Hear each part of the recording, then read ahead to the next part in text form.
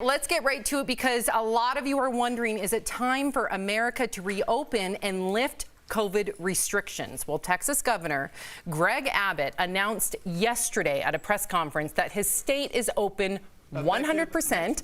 He is dropping the mask mandate and said businesses can reopen at full capacity in just a matter of days. And it's not just Texas. Mississippi is also ending its restrictions and mask mandate. But some experts, including the dean of Brown University's School of Public Health, say it is too early. Your alma mater there, Al. Brown. Yep. Here's what he said on GMA. We're so close to the finish line here in terms of vaccinating high-risk people that I wish Texas, Mississippi, other states would just hold off another little bit. We're not talking about many more months, but certainly waiting until all high-risk people are vaccinated would be a really important thing. And so I was disappointed to see those decisions. So DBL Nation, you know we love to hear from you. We want to know, is it time for America to reopen or is it too soon?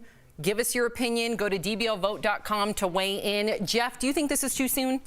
In my mind, it is. I'm not a doctor. This is my personal opinion. We're so close. We've abided by this for over a year now, right? We're committed. I'm in. I like to commit to things and go all in. We're so close to getting our vaccines. Just finish up strong. But listen, I understand why they want to reopen. They want the economy. They want small businesses. They want restaurants. They want all these things that were closed down.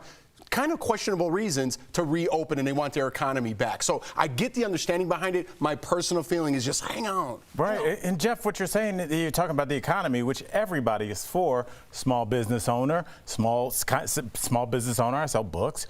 But you have to remember the economy is only as strong as how comfortable your customers feel. So if you own a restaurant and you're open, great. But if it's in the worst neighborhood in the country, people are not going to come. Or if it's in a dangerous place because of a virus that floats in the air, it's going to affect business. And you've worked in restaurants, you know that restaurants are barely in the black even when they're packed. Yeah, and what I'm worried about too, and I understand that Texas is doing this, Tori, because they don't want big government. They want people to be able to make up their minds on their own, but it impacts people. So if someone doesn't want to wear a mask, it does impact the people around them. We know that this is the difference between life or death.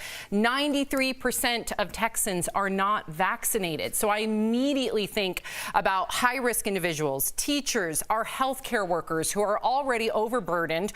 There's videos of them collapsing in sadness because they're sick and tired of having to call loved ones, since you're not allowed to go visit your loved ones who have COVID, and having to essentially hold up a phone for people to say goodbye to one another before they get ventilated. So you know how I feel about this, Tori. I think this boils down to saving lives, and I think it's way too soon, and there's going to be deaths, and blood is going to be on his, in my opinion. Go ahead, Tori.